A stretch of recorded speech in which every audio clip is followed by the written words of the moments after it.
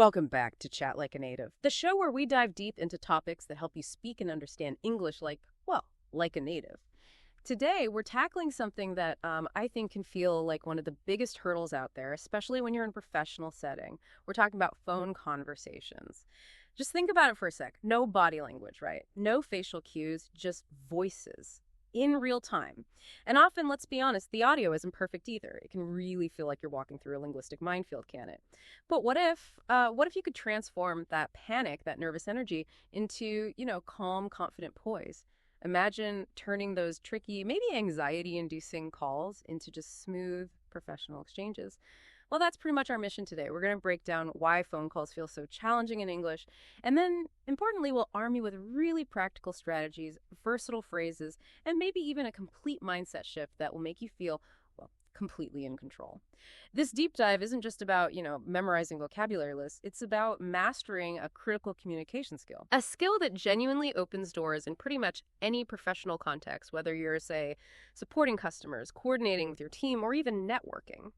By the end of our conversation today, you'll have a much clearer roadmap, I think, to navigate any professional phone call with real confidence. So stick around, because the insights we're about to uncover might just surprise you. It's so true. I mean, effective phone presence is incredibly crucial, isn't it? Yet, it's something that's often overlooked in, let's say, traditional language learning methods. It really is a distinct skill set. And if you zoom out, look at the bigger picture, well, in today's interconnected, globalized world, the ability to communicate effectively verbally, even without seeing the person, it's just paramount for professional success.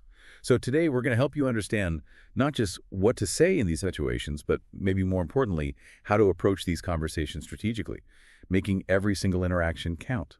Okay, so let's unpack this then. Why? Why do phone calls feel so much harder than, say, a face-to-face chat or even just firing off an email? It's a complaint I hear all the time. And, it's not just in your head. There are some very real underlying reasons that contribute to this difficulty. You've hit on the core point there. What are the specific elements that are missing or maybe added in a phone call that make it so challenging? Because understanding these hurdles, recognizing them, that's genuinely the first step toward overcoming them.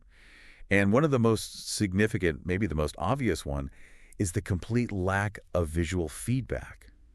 Think about it. When you're speaking with someone in person, you're subconsciously relying on just so many cues.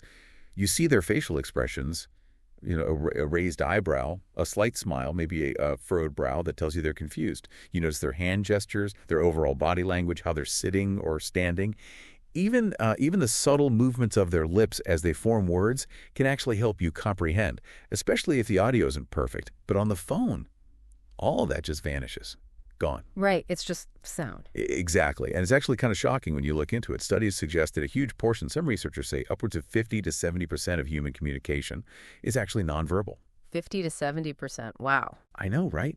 Think about that. More than half of what we convey and understand doesn't actually come from the words themselves. So the profound insight here, I think, is when you strip away all those visual aids, it forces you to really master the nuances of verbal communication like never before. Every pause, every change in pitch, every bit of intonation suddenly becomes a much more powerful tool. It's a challenge, absolutely, but it sharpens a skill that makes you a more compelling communicator, even when you're not on the phone. That's a great way to look at it, actually, turning a negative into a positive skill development. Precisely. But for an intermediate English learner, this lack of visual cues means you can't rely on that reading between the lines you might do naturally in person.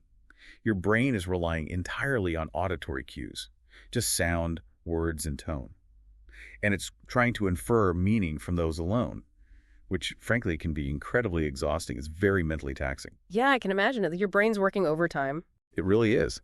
And to illustrate, just imagine someone telling you, "I'm fine," with a warm smile and a reassuring nod. You instantly get it right. They're fine. Yep, clear as day. Now, imagine hearing those exact same words, "I'm fine," but spoken in a completely flat, monotone voice over a crackling phone line. Oh, yeah. Totally different meaning. Could mean anything but fine. Exactly. The meaning changes entirely, doesn't it? Without that visual confirmation, you're left to infer, and that inference can easily be wrong. And that leads to frustrating misunderstandings, awkwardness, all sorts of problems. That makes perfect sense. It's like trying to navigate a dark room when you're used to having a flashlight. Like you said earlier, you're constantly guessing what's in front of you. And speaking of constantly guessing or maybe feeling rushed, that brings us to the intense real-time pressure that comes with phone calls. That's another big one, isn't it? Oh, absolutely. Huge. Unlike written communication, emails, texts, where you have that luxury of time, you can pause, think, carefully craft the perfect sentence. Edit it 5 times. Exactly. Edit, review, get it just right before you hit send. But phone calls demand instant responses. Right now, your brain has to process what you're hearing, formulate your thoughts, maybe translate them into English if it's not your first language, and then speak, all simultaneously, and all under this immense time pressure. That sounds exhausting just describing it. It creates what psychologists call a high cognitive load. Essentially, your brain is juggling multiple demanding tasks at once. It's a lot. And for learners, this kind of pressure cooker environment often leads to hesitation. You might find yourself just freezing up. Mine goes blank. Totally blank. Or you forget vocabulary that you know perfectly well in other situations. Or you make grammatical errors that you wouldn't normally make if you just had a second to think.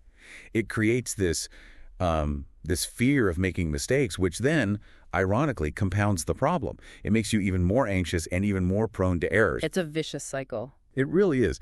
Think of that feeling of panic when you're asked a direct question on the phone and your mind just goes completely blank. Yeah. Or you try to translate directly in your head, word for word from your native language, and the conversation just grinds to a halt. It's a very common and very frustrating experience for language learners. Oh, I've definitely been there. Even as a native speaker, in certain high-pressure situations, you just freeze. And then to top it all off, you throw in the unpredictable nature of audio quality. It's not always a perfectly clear, high-definition line, is it? Sometimes it's just crackly. Not at all. That's the third big hurdle, audio limitations. They add yet another layer of complexity. Even for native speakers, dealing with a poor connection, maybe echoes on the line or significant background noise, someone's in a car, or there's construction outside, it's incredibly frustrating. But for an English learner, every single distorted word, every crackle is a potential loss of meaning, a gap in understanding. Right. You miss one word and the whole sentence might not make sense. Precisely.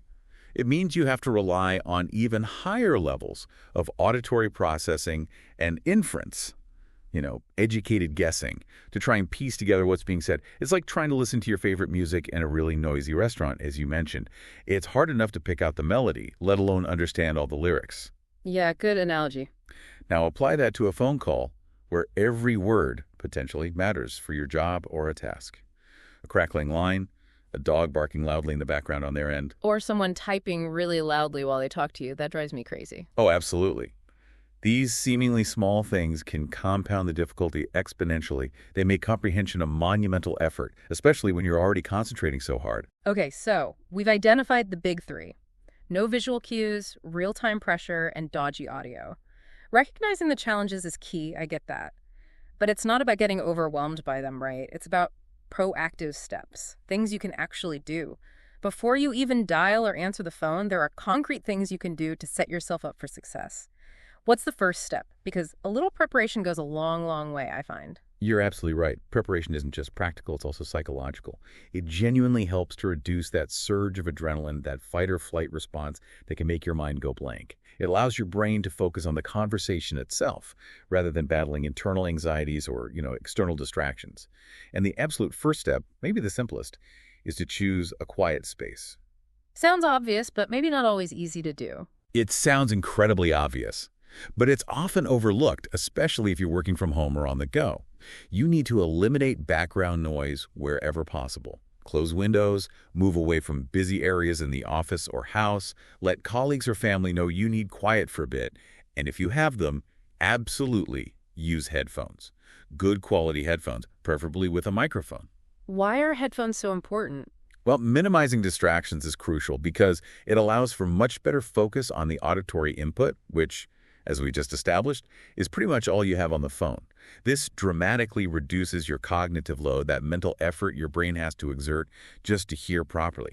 Plus, think about how much more professional it sounds when you're on a call in a quiet environment versus a chaotic one. True. It sends a signal. It sends a clear message to the person on the other end that you're prepared, you're focused, and you respect their time in the conversation. The difference between taking a call in a bustling coffee shop, with espresso machines whirring and people chattering loudly. Or worse, in the car with the radio on. Exactly. Versus taking it in a quiet office or a dedicated room at home. It's immense, not just for your focus, but also for the caller's ability to understand you clearly as well. That's a fantastic point. Your environment really does set the stage for the call. Okay, so step 1. Find quiet. Get the headphones on. Once you're settled in your quiet space, what's the next practical step before the call even begins? Right. Next step is to gather your materials. Seems simple, but again, crucial. Keep a notepad, a pen, and any relevant reference documents nearby. Like having your tools ready. Exactly. This is a total game changer. Jotting down names, numbers, key action points, or questions as they're mentioned frees up so much mental space. Your brain doesn't have to hold on to everything. It prevents the need to memorize details while you're actively trying to listen and trying to formulate your own responses. Because you can't really do both well at the same time. You really can't. Think about it. If you're trying to hold a complicated account number or specific date in your head while the other person is still talking, explaining the next step, you're not fully present, are you? No, you're just repeating that number in your head. Exactly. But if you quickly write it down, that information is secured, it's safe on the paper, and your brain can now fully focus on what's being said next. This is a really tangible way to manage that real-time pressure we talked about earlier. Makes sense. Having notes allows for much better active listening. It ensures you don't miss crucial information, and you can easily refer back to specifics later in the call or even after the call without having to ask for repetition again. Think about the relief of writing down that complex piece of information, like a long reference code, rather than trying to juggle it in your short-term memory. It's truly liberating. Oh, that's so true. I remember once trying to keep 3 different meeting times in my head on a call, and by the end, I felt like my brain was completely scrambled. A simple pen and paper would have saved me so much stress. We've all been there. So we've got the external environment squared away, we've got our tools, notepad, pen, but sometimes, even with all that, the nerves just hit. That little voice of anxiety pipes up. How much this is really about our mindset, and can we actually train ourselves to feel calmer before a call? It absolutely is. A huge part of it is mindset. Yeah. And yes, you absolutely can train yourself. The third critical preparation step is to consciously adopt a positive mindset. Before you even dialed or before you answer that incoming call you're dreading, take a few seconds. Take a few deep breaths. Really ground yourself. Remind yourself, I can handle this, or I'm prepared, whatever works for you. Like a little pep talk. Exactly. This brief moment of intentional calm can dramatically reduce that surge of adrenaline, that anxiety response that often accompanies phone call stress. We know that anxiety has very real physiological effects, right? A racing heart, shallow breathing, maybe tense muscles. Deep breaths actively counteract this. They activate your body's parasympathetic nervous system, basically, the natural calm-down system. It's like hitting a relaxation button for your brain. And positive self-talk, it sounds cheesy maybe, but it genuinely changes your internal narrative. It shifts you from a place of fear and dread, oh no, I'm going to mess this up, to one of capability and confidence. Okay, I've prepared, I can do this. And does that internal state actually affect how you sound? Oh, absolutely. A calm, confident internal state directly translates into a calm, confident voice. It affects your tone. It affects your pace of speech. When you're relaxed, your voice naturally sounds warmer, steadier, clearer. Your breathing is deeper, supporting your voice better. This isn't just about linguistic readiness. It's about psychological readiness, being mentally prepared. So maybe even do a quick power pose before picking up. Hey, whatever works. A quick power pose, a few calming breaths, visualizing the call going well. These small actions can make a surprisingly big difference in how you approach and ultimately perform during the conversation. It's a powerful, self-fulfilling prophecy sometimes. If you expect to be calm, you often are. Okay, so you're prepared. You're feeling reasonably calm. You've got your mental and physical space ready. You've got your notepad. But then the call actually starts brrring. And that's often where the structure can fall apart. The panic might hit again. How do we keep our bearings when it feels like we're just adrift in a sea of sounds and pressure? Is there a kind of roadmap we can follow once the conversation begins? That's exactly what we need. A roadmap, a framework. Establishing a predictable structure for your call is like having a flexible script in your mind. It's not rigid, you have to adapt, of course, but it provides a clear path, a logical flow. And this helps both you and the other person navigate the call smoothly. It significantly reduces uncertainty for everyone involved, making it less stressful. The first step in this structure, right at the beginning, is your greeting and introduction. It might seem incredibly basic, but it's absolutely foundational. How you answer the phone, basically. Precisely. A clear opening like, "Hello, this is your name from company department. How can I help you today?" Or maybe, "Good morning, company name, your name speaking." That's crucial Why is that clarity so important right at the start? because it immediately sets the context. It tells the caller who you are and where you're calling from, or who they've reached. It reassures them they're in the right place. And for an intermediate learner, making sure you don't mumble your name or your company right at the outset is incredibly important. Speak clearly. Yeah, first impressions. Exactly. It builds trust and establishes your professionalism right away. Think about the difference between someone answering clearly, confidently stating who they are, versus a mumbled, hesitant, unclear opening. One makes you feel confident, the other makes you think, uh-oh, did I dial the wrong number? Precisely. The first instills confidence. The second creates confusion and maybe even doubt before you've even started. Yeah. It really sets the tone for the entire interaction. I can definitely see how that immediate clarity sets a professional tone. Okay, so you've introduced yourself clearly. What's the next critical step in this structured conversation to ensure you're both, on the same page about why you're talking? Great question. Once the introductions are made, the next vital step is to clarify the purpose of the call, especially if they called you. A simple phrase like, "Just to confirm, you're calling about topic, correct?" Or, "So I understand you need help with topic?" That goes a long, long way. Why is that confirmation so helpful?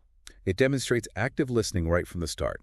You're showing you've heard, or are trying to clarify, their initial reason for calling. And crucially, it ensures both parties are aligned. You're on the same page about the topic of discussion. This prevents wasted time, prevents going off on a tangent, or misdirection, which can be particularly frustrating on a phone call where you can't easily gauge understanding from visual cues. Right, you can't see them nodding or looking confused. Exactly. So this simple clarifying phrase is incredibly effective at avoiding miscommunication early on, especially if there's maybe an accent involved on either side or the caller's initial statement was a bit vague or rushed. Imagine a scenario where you assume the caller is discussing, say, a billing issue, but after 5 minutes of you explaining billing policies, you realize they were actually calling about a technical problem. Oh, that would be awkward and frustrating for both people. Totally. Clarifying the purpose up front saves so much time and potential frustration. And honestly, it makes you sound incredibly sharp and organized. That's smart. It's like double checking your GPS destination before you start driving, right? Yeah. So you've clarified why they're calling. Now you get into the meat of the conversation, the main discussion. How do you lead that effectively, especially if you're feeling a bit nervous or unsure how to start? Good point. For the main discussion phase, it's generally best to lead with key, open-ended questions. Avoid yes-no questions if you want detail. Phrases like, "Could you explain the issue you're experiencing in a bit more detail?" Or, "What specifically can I do to assist you today?" Or, "Could you tell me more about?"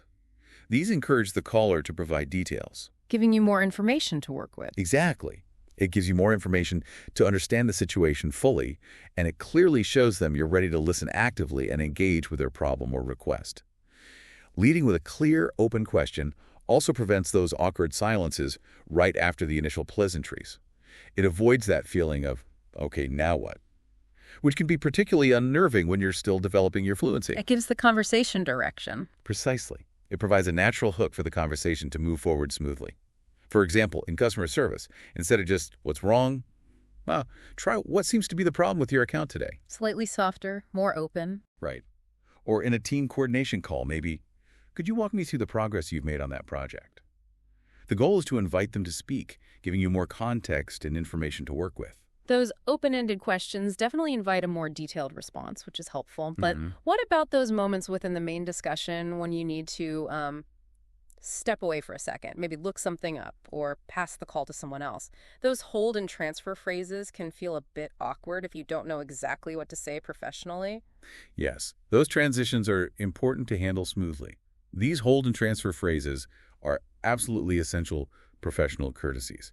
Using phrases like, "One moment, please, I'll just check that information for you." Or, "Would you mind holding for a moment while I look that up?" Or, "For transfers, let me connect you with our team department name team. They're the experts on this and can assist you further." So you explain why you're putting them on hold or transferring them. Exactly. These phrases manage expectations clearly and ensure the caller knows exactly what's happening and why. They prevent that jarring dead air, which can be very unsettling on a phone call, makes people wonder if they've been disconnected. And think about how much more competent and in control you sound when you use these phrases, even if, internally, you're feeling a bit unsure about finding the answer yourself. Take it till you make it with polite phrases. Kind of. It's about managing the flow of the conversation respectfully and professionally. The negative impression created by just abruptly putting someone on hold without any explanation. Click. Silence. Right. Versus giving them a polite heads up, maybe even an estimated time like this might take me a minute or two to check, is significant. It's a small detail, but it speaks volumes about your professionalism and respect for their time. I agree completely. It shows you value their time, even when you need a moment. Okay, so you've navigated the main discussion, maybe put them on hold politely.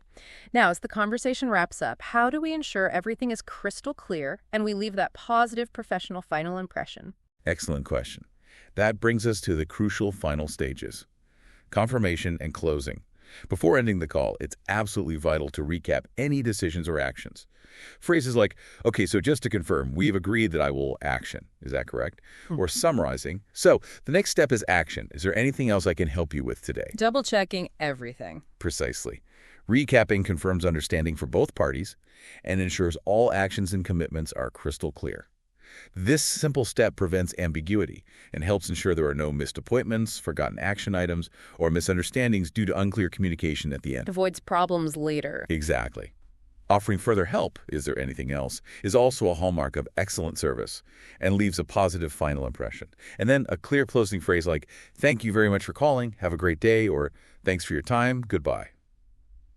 A clear closing prevents any lingering uncertainty and truly brings closure to the interaction. It ensures everyone hangs up feeling confident about the outcome and what happens next.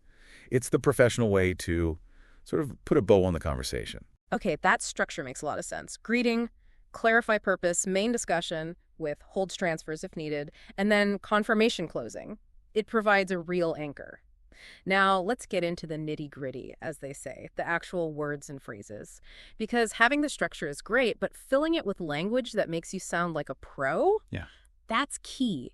It's not just about memorizing single words, is it? It's about having a versatile toolkit of phrases you can grab quickly and adapt. You've absolutely nailed it. The key here, I think, is focusing on flexible sentence frames rather than just isolated vocabulary words. Think of them as building blocks. This approach allows for adaptability, makes your English sound much more natural, less robotic, less like you're reading from a script. It's about having building blocks you can customize to fit various situations smoothly. Let's start right back at the beginning with openings. Besides the ones we mentioned earlier, like name speaking, other common variations include good morning, afternoon, company name, how may I direct your call? Or thank you for calling company, how may I assist you today? Small variations, but they all sound professional. They do. Notice the subtle differences in formality, maybe, and common usage. Like we said, using speaking after your name is a very common professional idiom. It just means this is your name talking. Being able to vary your opening slightly shows flexibility. It makes you sound less rehearsed, more natural, more human. Instead of sounding like a recorded message every time. Exactly. So one time you might say, good morning, Tech Solutions, Sarah speaking. Another time, thank you for calling customer support. How may I assist you? Both are excellent, just slightly different, natural-sounding openings. I love that speaking idiom. It's so neat and professional. Okay, but let's be real, especially on the phone with potential audio issues or fast speakers, sometimes you just don't catch something. The audio might drop, or the person might speak really quickly, or have an accent you're not used to. How do you politely ask for clarification without sounding, confused or like you're really struggling? These clarification phrases are your absolute essential tools for survival and clarity on the phone. Things like, sorry, would you mind repeating that? Or, I'm sorry, I didn't quite catch that. Or, for specifics, could you please spell that name word for me? Keeping it polite seems key. Absolutely crucial. Stress the importance of those politeness markers. Would you mind? Could you please? I'm sorry, but... They soften the request and make it sound less demanding. And why is asking always better than guessing? Because it's always better to ask for clarification than to guess and potentially make a significant mistake based on wrong information. Right, guessing can lead to bigger problems. Huge problems. Asking for clarification doesn't make you sound less proficient. If anything, it makes you sound thorough, careful, and detail-oriented, all positive professional qualities. It shows you care about accuracy. That's a really important reframe. You're not admitting weakness, you're ensuring accuracy. Precisely. Imagine a scenario where a client is spelling out their company name, and it's an unusual one. Politely asking, "I'm sorry, could you please spell that company name for me?" ensures you get it right in your records and avoids any costly errors or communication breakdowns later on. It's just a sign of a professional approach. Got it. Ask, don't guess. Okay, now for those moments where you do need to put someone on hold, maybe to consult a colleague or check a system, how do you negotiate that pause politely and professionally so they don't feel just, dumped into silence while you disappear? Right. Negotiating hold times gracefully is important. You generally have two main options. You can ask permission. May I push you on hold for just a moment while I check that? Or would you mind holding for 1 or 2 minutes? Or you can state your intent politely while giving context. Okay, I'll need to check that in our system. I'll be right back with that information in just a moment. Or, one moment please while I pull up your account details. So giving them a reason and maybe an estimate of time? Exactly. Both approaches are clear and respectful. These phrases, though small, are powerful signals of respect for the caller's time. They manage expectations effectively and prevent frustration, because nobody likes being suddenly plunged into silence or annoying hold music without warning. True. Compare the experience of being put on hold without any warning versus getting a polite heads up and maybe that estimate of how long it might take. The latter breeds trust and patience. That little bit of communication makes all the difference in how the caller perceives the interaction. It's all about maintaining control and courtesy throughout the call. Makes total sense. And what about when you genuinely misunderstand something more significant? Maybe you hear a key word incorrectly, or a whole sentence just doesn't quite make sense in the context. How do you manage that kind of misunderstanding without getting flustered or causing a bigger communication breakdown? This is where clarification and confirmation loop back in. You can use phrases like, "I'm sorry, I didn't quite catch that last part. Could you perhaps say it again more slowly?" Using "didn't catch that" is a very natural English idiom for not hearing or understanding, or to confirm your understanding of what you think you heard. Okay, so just to be clear, you'd like us to paraphrase the action or information, is that correct? So you repeat back what you think they meant. Yes, paraphrasing is key here. The first phrase directly addresses a comprehension issue, maybe asking them to slow down. The second phrase confirms your interpretation, giving the other person an immediate chance to correct you if you misunderstood. It's always more effective and ultimately quicker to be upfront about not understanding something, politely of course, than to pretend you got it or try to sort of muddle through based on assumptions. Because pretending often leads to errors down the line. Exactly. It leads to errors, wastes everyone's time, and can damage trust. By being transparent about the misunderstanding, you foster clearer communication and ensure accuracy. For instance, if you miss a crucial detail about a delivery address, clarifying with, "Just to be clear, the building number was 1 to 5, 15, correct?" can prevent the package from going to the wrong place and save everyone a major headache later. Such essential, practical phrases to have ready. Okay, and finally, when you're ready to wrap up the call, everything's been discussed and confirmed.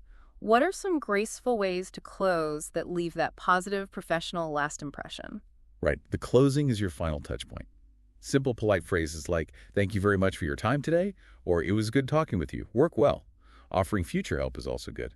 Feel free to call back if you have any further questions or if anything else comes up. These express gratitude for their time and effort and maintain an openness for future interaction if needed. They leave that positive final impression and conclude the professional interaction smoothly and courteously. It's like a polite exit strategy. Exactly. It ensures the caller feels valued and supported right up until the moment you both hang up. You might use "thank you for your time" after a longer, maybe more complex discussion where you've resolved an issue together. Or you might use "feel free to call back" if you've provided information or instructions and want to reassure them that they can easily reconnect if they run into trouble or have more questions later. It's all about providing a professional and courteous wrap-up to a conversation. Okay, fantastic. We have the structure. We have a great toolkit of phrases for different parts of the call. But like we touched on earlier, it's not just what you say, is it? It's so much about how you say it. Because even with perfect grammar and exactly the right phrases, if your delivery isn't quite right, your tone, your speed, the message can still get lost or misinterpreted, especially over the phone where that's all they have. You're absolutely right. It's fascinating how these nonverbal, or perhaps more accurately, we could call them paraverbal elements, things related to the voice, translate over the phone. Hmm. They are incredibly powerful.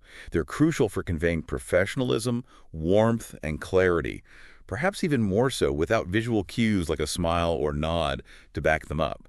Let's start with probably the most important one, tone of voice. How do you control that? Well, the goal is generally friendly and professional, not overly casual, but not cold or robotic either. And here's a really interesting simple trick. Physically smile when you talk on the phone, even if they can't see you. Does that actually work? Can people hear a smile? They really can. It genuinely makes your voice sound warmer, more approachable. Your tone conveys so much emotion and attitude. When you smile, it subtly changes the shape of your mouth and even your throat, which in turn influences the resonance and pitch of your voice. It naturally lifts it. Huh. Interesting. A warmer tone can work wonders. It can diffuse tension if the caller is upset. It can make a customer feel more at ease and listened to. And it generally contributes to building better rapport much faster. Think of it this way. Try saying a simple phrase like, "Hello, how can I help you?" with a completely flat, monotone, bored-sounding voice. Okay, flatly. Hello, how can I help you? Now say it again, but this time, put a genuine smile on your face first. Okay, smiling. Hello, how can I help you? See, you can probably hear the difference in your own voice, and that difference is amplified for the listener on the other end. It adds that essential human touch, even over a potentially crackly phone line, making you sound more approachable, positive, and confident. That's a classic trick that really does work. Okay, you can definitely hear a smile. What about how fast or slow you speak? Because I know personally, when I get nervous, I tend to speed up, and that probably makes me harder to understand. That's very common, and yes, pace is critical. You should consciously aim to speak neither too fast nor too slow. Find a moderate, steady speed that helps both you and the listener. What's the danger of going too fast or too slow? Well, if you speak too quickly, especially with complex information or if there's an accent involved, you become incredibly hard to understand. The listener just can't keep up, they miss words, they get lost. On the other hand, if you speak too slowly, you risk sounding hesitant, unsure of yourself, or potentially even patronizing, like you're talking down to them. Neither is ideal in a professional setting. Finding the Goldilocks zone. Exactly. The just right pace. A moderate pace allows your own brain time to process what you're saying, reducing the chance of tripping over words. And crucially, it allows the listener sufficient time to process your words, especially in a non-native language context. It helps reduce your own anxiety, too, because you feel more in control. And it gives the listener the breathing room they need to fully comprehend without feeling rushed or overwhelmed. Imagine trying to explain a complex procedure at breakneck speed versus taking a moment, using pauses effectively, and speaking clearly and deliberately. The moderate pace is always better for clear, confident communication. Pace and tone, huge factors.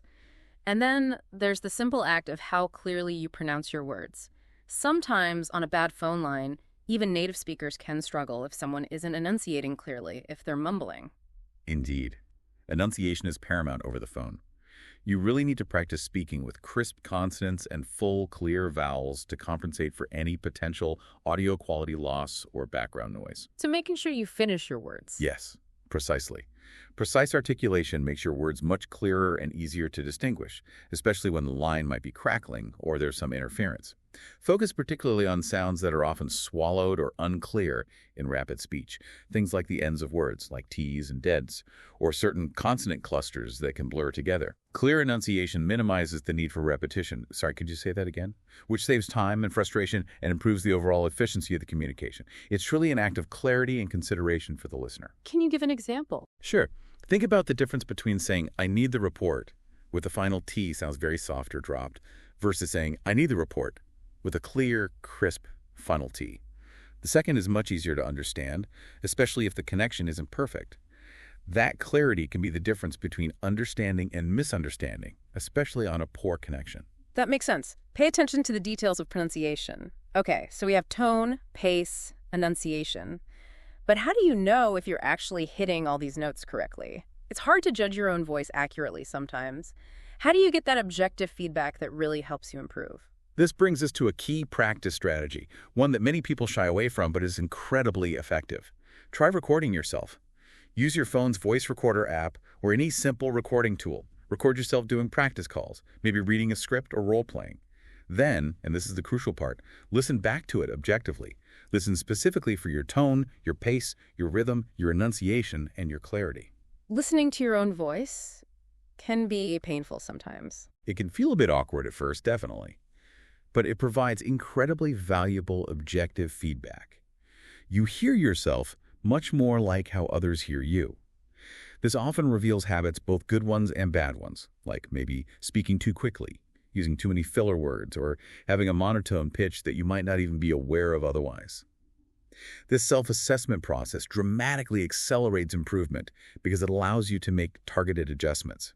You can hear exactly what needs work.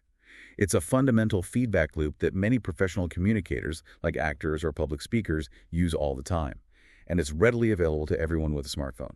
That's a really practical tip. Just record a practice call or read a professional email aloud, then listen back. Exactly. Just a few minutes of recording and listening can yield significant insights and lead to noticeable improvements because it's your voice, your delivery, giving you direct, personalized feedback. Okay, so we've talked a lot about how we sound, the phrases we use, how we structure the call, but it's easy to focus just on what we need to say. A conversation, by definition, is a two-way street. If you're not truly listening to and understanding what the other person is saying, all the perfect phrases and tone in the world won't help much, will they? So, what about listening effectively on the phone? That's such a critical point. What's truly fascinating here is that active listening isn't passive at all. It's a very dynamic engagement. It's not just about hearing, it's about showing your hearing and understanding. And doing this effectively reassures the caller that they're being heard, that their message is getting through, which is absolutely critical for building rapport, trust, and of course, avoiding errors based on mishearing. One really simple yet powerful technique for showing engagement is to use short verbal acknowledgments. Yeah, like saying, Exactly. Think of those small sounds and words like, okay, I see. Right, got it. These little interjections signal that you're engaged, you're following along, and you're still connected, all without interrupting the speaker's flow significantly. Why are these so important specifically on the phone? Because on the phone, silence can be really ambiguous, can't it? If you're completely silent while the other person talks for a long time, they might wonder if you're still there, if the line dropped, if you're distracted, or if you're just not interested. Yeah, that awkward silence. Right.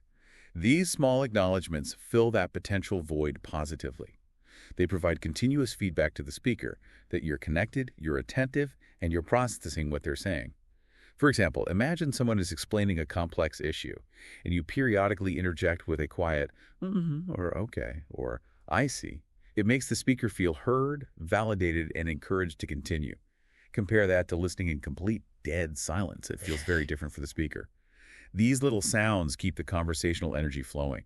I sometimes worry that too many or can sound a bit distracting or like I'm trying to rush them. But you're right, on the phone, a little goes a long way just to show you're present and tracking. Okay, what else can help confirm understanding, especially when it comes to those crucial details they might be sharing? Another incredibly powerful active listening technique is to paraphrase for confirmation. We touched on this for managing misunderstandings, but it's also just great for general active listening. This means restating what you just heard, but in your own words. You might use a leading phrase like, okay, so if I understand correctly, you're saying that. Or, so just to make sure I've got this right, the issue is... How does that help listening? Well, this technique forces you to actively process and then re-articulate the information you received. You can't just passively absorb it. You have to understand it well enough to explain it back. This inherently ensures better accuracy in your comprehension. And crucially, it gives the speaker an immediate opportunity to correct any misunderstandings or add missing details. Yes, that's right. Or, well, actually, it's slightly different. So it's a check for both people. Exactly. It's especially powerful for intermediate learners because it helps bridge potential comprehension gaps. Even if you missed a specific word or two, paraphrasing demonstrates that you're following the main points and gives the speaker a chance to clarify or refine. It proves you're actively trying to understand, even if your listening isn't perfect yet. For instance, if a client explains a multi-step request, you could paraphrase, okay, so first you need step 1, then you'd like us to step 2. Is that correct? This clarifies all the key points and confirms you haven't missed anything vital. That's a brilliant way to confirm understanding, and it probably builds your own confidence, too, knowing you've definitely got it right before moving on. Okay, and then looping back to those materials you mentioned earlier, the notepad and pen, How do taking notes tie into active listening to make it even more effective during the call itself? Taking structured notes is absolutely vital, and it directly supports active listening. Don't just scribble randomly all over the page. Try to use a consistent structure, maybe simple bullet points for key information, for example. Always note the date and time of the call, the caller's name and maybe company, the core issue or reason for the call, any specific details or numbers they provide, and critically, any agreed-upon next steps or action items. So it's not just about memory, it's about organization. Exactly. It's about organizing the incoming information in a way that's easily scannable and retrievable, both during the call and afterwards. Bullet points are quick, efficient, and make it easy to refer back to specifics. You mentioned earlier that, without losing your place or interrupting the flow too much. And structured notes directly support active listening by freeing up your mental bandwidth. Instead of desperately trying to memorize every single detail the caller is sharing. Which is impossible. Pretty much impossible. You're confidently jotting down the key points. This allows your brain to stay focused on understanding the current part of the conversation, knowing the previous details are safely captured. It provides a concrete, physical record for any follow-up actions required, ensuring nothing important falls through the cracks after you hang up. Like creating an instant meeting minute for yourself. That's a great way to put it.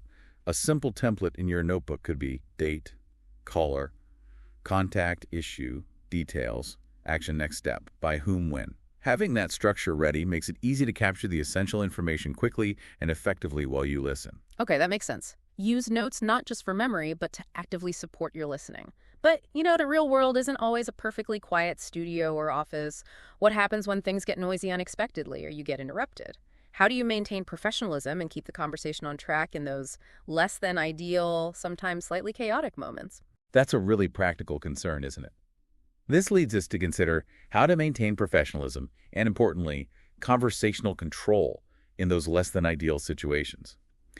It's all about quickly, politely acknowledging the disruption and then gently resetting the communication flow.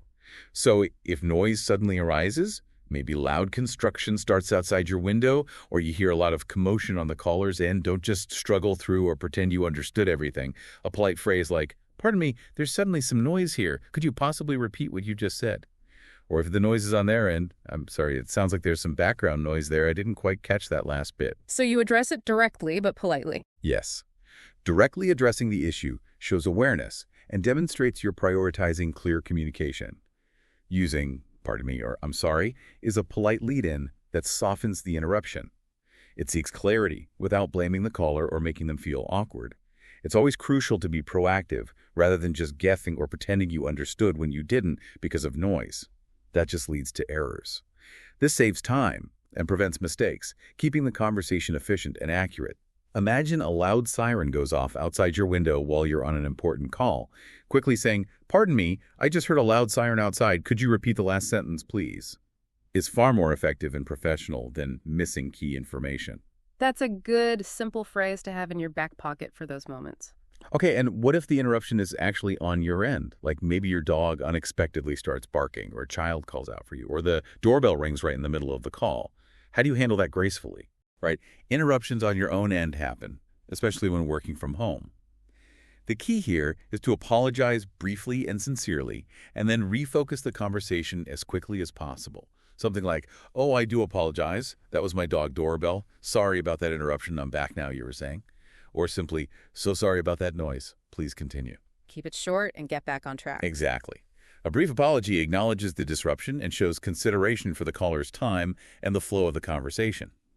Quickly refocusing by prompting them to continue, "Please continue," or "You were just explaining," gets the conversation back on track efficiently without dwelling on the interruption or making a big deal out of it. This demonstrates professionalism and respect for the caller's time, even when external factors interfere that might be momentarily beyond your control. It's all about managing the flow of the conversation with grace and minimizing any wasted time or awkwardness caused by the interruption.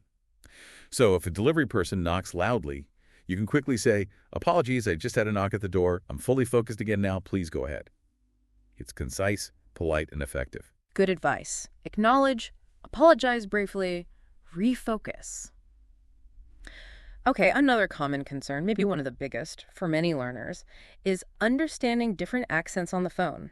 When you don't have those visual cues like lip reading or gestures to help, a new or unfamiliar accent can sometimes feel like trying to decipher a completely different language, making comprehension incredibly difficult. What's the best way to handle that respectfully and effectively? That's a huge one. And you're right, in our globalized world, encountering diverse accents is not just common, it's inevitable. And honestly, it's often quite wonderful. It reflects the richness of global communication. The absolute key is to communicate your challenge openly, honestly, and respectfully. Most callers, when approached politely, will appreciate your honesty and your commitment to ensuring clear communication. They'd rather you understand than just pretend to. So, first and foremost, do not be afraid to ask for repetition if you didn't understand something due to an accent. A straightforward, polite request like, "I'm sorry, could you say that again, please?" or "Could you repeat that last part for me?" is perfectly acceptable. It doesn't sound rude. Not if delivered politely. It's a fundamental tool for comprehension when you're dealing with any auditory challenge, whether it's a bad line, background noise, or an unfamiliar accent. And think about this. Humility and honesty are actually strengths in this scenario, not weaknesses. Asking for repetition shows you prioritize clear communication and accuracy over your ego, or fear of sounding less proficient. It's far, far better to ask someone to repeat themselves than to misunderstand crucial information or make an assumption based on mishearing. That's a really important mindset shift. Prioritize clarity over ego. Exactly. It shows you care about getting it right, which is professional. So if you're unsure because of an accent, just take a breath and politely say, "I'm sorry, could you say that again, please?" It's a sign of a professional committed to accuracy. Okay, that's reassuring. It's always better to be clear than to guess or blunder ahead.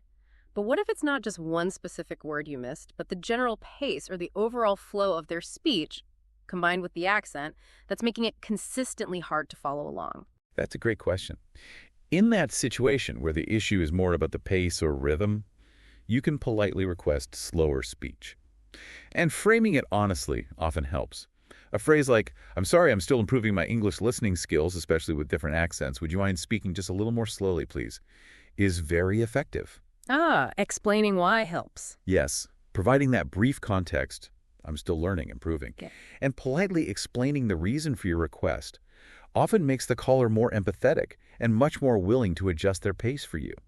It reframes it as a collaborative effort to communicate clearly, rather than making them feel like they're doing something wrong or being criticized. This approach empowers you, the learner, to actively manage the pace of the conversation to suit your own comprehension needs, rather than just struggling silently, getting lost, and missing vital information. So you take control politely. Exactly. Imagine a scenario where someone is speaking incredibly quickly with an accent you find challenging. Instead of just nodding along feeling lost, politely interrupting with, "Excuse me, I'm finding it a little difficult to follow at this speed. Could you possibly speak a little more slowly for me? I want to make sure I understand everything correctly." This is much more constructive and usually yields much better results for both sides. Most people are happy to help ensure understanding. That's really empowering advice. Be honest, be polite, ask for what you need. Okay, shifting gears slightly. It's not always strictly business on these calls, right? Sometimes injecting just a little bit of friendly chat, some small talk, can make a really big difference, especially when you can't see the other person's face to gauge their mood or build that quick visual connection. It humanizes the call, doesn't it? Yeah. You've hit on a really crucial, sometimes underestimated point there. It's actually quite surprising how much impact these brief, polite, slightly more personal phrases can have, especially right at the beginning or end of a call, before diving into the core business or after resolving it. They really help build rapport and set a friendlier, more relaxed tone for the whole interaction. It's a subtle cultural nuance, particularly strong in some English-speaking cultures, that can significantly, positively impact the dynamic of the entire conversation. So what kind of things count as appropriate small talk in a professional call? We're talking about very brief, low-stakes comments or questions, cultural warm-ups you could call them. Simple things like, "How's your day going so far?" Or, if it's relevant, "I hope you had a good weekend." Or maybe, "Did you have any trouble connecting to the call today?" if it's a conference call.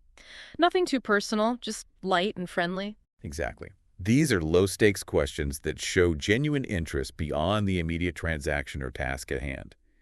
They acknowledge the other person as a human being, not just a voice representing a problem or a request. They humanize the interaction. And often, just one or two sentences of this kind of small talk can create a much more positive and open atmosphere almost instantly. This, in turn, can make the rest of the call feel smoother, more collaborative, maybe even more productive. Breaks the ice a bit. It really does. Yeah. It's about establishing that brief human connection before diving into the nitty-gritty details or the problem solving. For instance, after your initial greeting, you might just add, "Thanks for calling today. How's your morning going?" Or if you know they're in a different time zone, "Good afternoon there, Sarah. Hope your day is going well." These brief moments allow both parties to kind of settle into the conversation and often reduce any initial stiffness or formality, especially when you can't rely on, say, a handshake or a warm smile across a desk to break that initial ice. It subtly shifts the tone from purely transactional to slightly more relational, which usually helps. That's a great tip. A little warmth goes a long way. Okay, so we're navigating the call. We've maybe used some small talk. Now we're nearing the end of the call.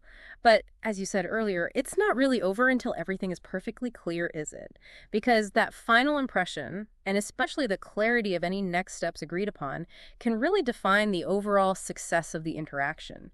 You want both people to hang up feeling confident and aligned, not wondering, wait, what was I supposed to do again? That's absolutely right. That final clarity is paramount. How do we ensure that crystal clear understanding and prevent any miscommunication or ambiguity right at the very end of the interaction? As we touched on, a clear summary and confirmation of next steps is really the hallmark of professionalism and ensures everyone leaves the call on precisely the same page. So explicitly stating what happens next. Explicitly. Before you say your final goodbyes, it is absolutely essential to briefly confirm any actions or next steps that were decided during the call. Use clear, concise phrases like, "Okay, so just to recap, the action item for me is to send you that report by 3 p.m. today." Or, "All right, so we've agreed that we'll schedule our follow-up discussion for next Tuesday at 10 a.m. I'll send the calendar invite for that." Leaving no room for doubt. Exactly. This final confirmation of actions, responsibilities, and potentially deadlines ensures that both parties leave the call with the exact same understanding of what needs to happen next, by whom, and by when. It completely prevents those frustrating he said, she said scenarios later on and eliminates ambiguity. A concise summary also minimizes the chance of needing follow-up clarification emails or calls, sorry, I forgot what time you said, which ultimately saves time for everyone involved. And it fosters trust the other person feels confident that you understood and are committed to the agreed actions. It provides that definitive sense of closure and accountability for the interaction. Can you give another quick example, maybe from a customer service perspective? Sure. In a customer service call, after resolving the issue, you might summarize. "Okay, Ms. Jones, so to summarize, I've processed the refund for you, and you should see it back in your account within 3 to 5 business days. I've also sent you a confirmation email with the details. Does that sound right?" Perfect. Clear, confirms the action, confirms the time frame. Exactly. Or in a project coordination call. So the key takeaway is John will circulate the draft proposal by end of day tomorrow, and Sarah and I will provide feedback by Friday noon. Is everyone clear on that? This ensures everyone is aligned on their tasks and deadlines before hanging up. Everyone knows exactly what happens next. Fantastic. That final summary is so crucial. Okay, we've built this incredibly powerful toolkit throughout our chat today.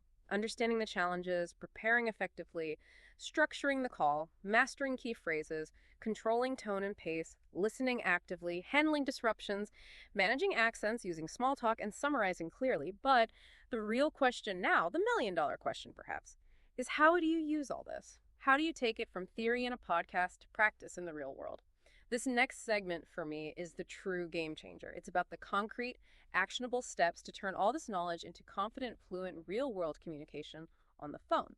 This is where the deep dive really pays off for our listeners. So what does this all mean for you, our listener? How do you actually start putting these fantastic strategies into practice consistently, day after day, to genuinely chat like a native on the phone? Because knowing is one thing, but actually doing it under pressure is another entirely. You're absolutely right. This is perhaps the most crucial section. Because knowledge, as they say, is only potential power. It becomes real power when it's understood and applied. Becoming truly fluent and confident on the phone doesn't happen overnight just by listening to us talk about it. It requires structured, consistent practice, just like mastering any other complex skill, like playing an instrument or learning a sport. So what are some effective practice strategies? One of the absolute best, I think, is to actively role-play phone calls with a partner.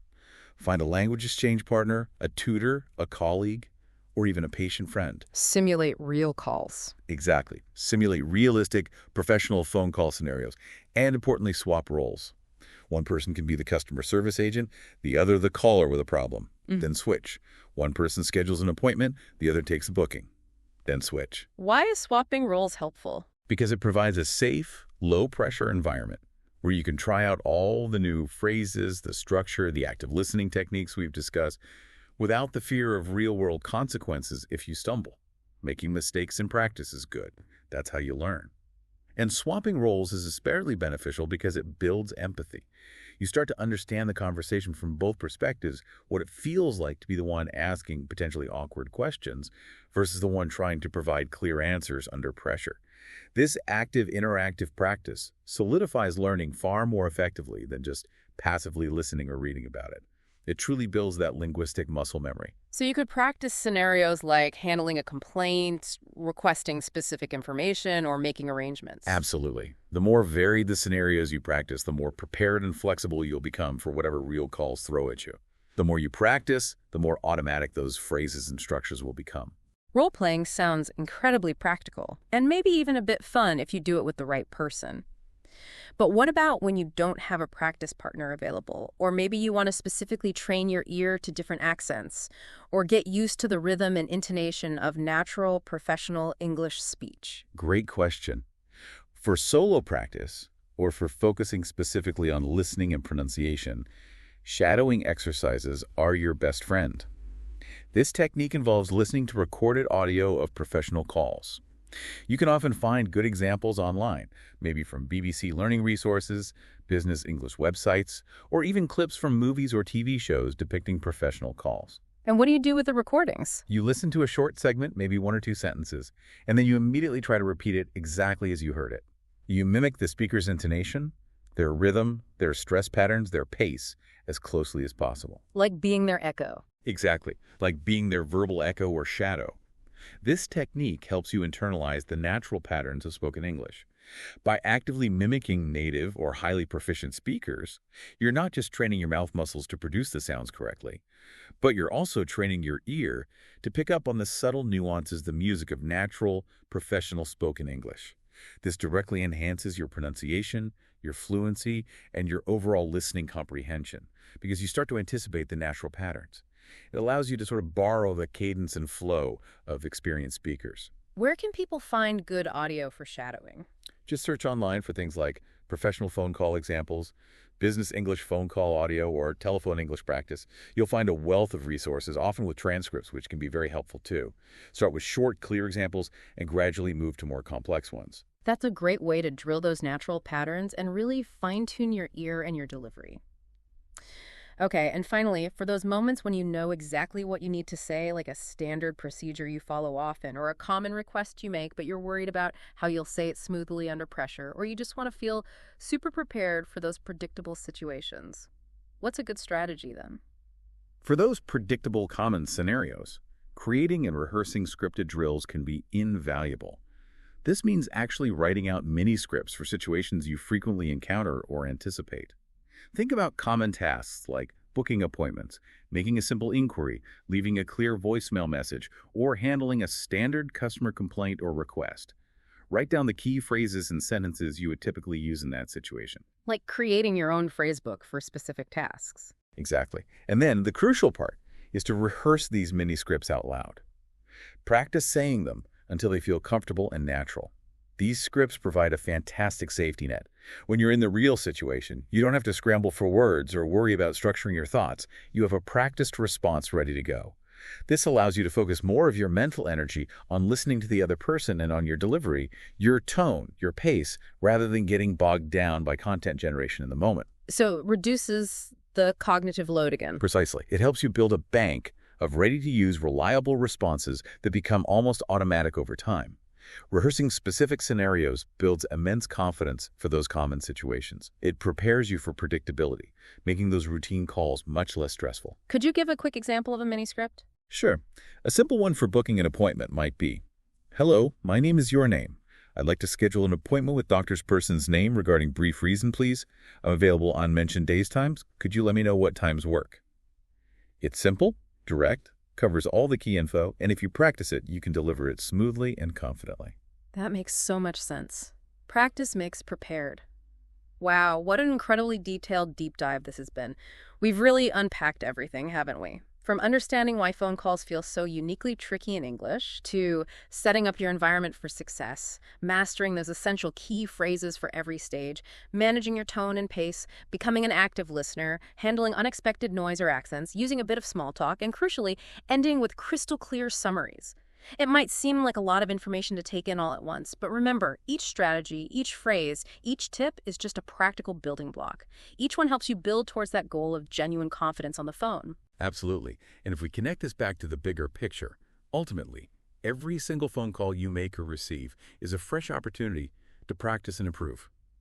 It's about consciously taking these practical steps we discussed, practicing them regularly, whether through role play, shadowing, or drills, and slowly, call by call, transforming that initial flicker of panic into calm, assured professionalism. You're not just learning isolated phrases here. You're developing a vital, transferable communication skill, a skill that will serve you incredibly well in any professional endeavor you pursue, opening up new possibilities and connections. So, what does this all mean for you listening right now? Well, hopefully it means that the next time your phone rings for a professional call, or the next time you need to pick up the phone and make one, you can take that deep breath we talk about. Remember that structure we outlined. Recall those key phrases for opening, clarifying, holding, closing. Trust in your preparation and know that you are now much better equipped to handle it with confidence. You really have got this. And with that final thought, thank you so much for joining us on this deep dive into mastering professional phone conversations. You've been listening to Chat Like a Native, and we can't wait to continue helping you become an even more confident and fluent English speaker in our future sessions. Until next time.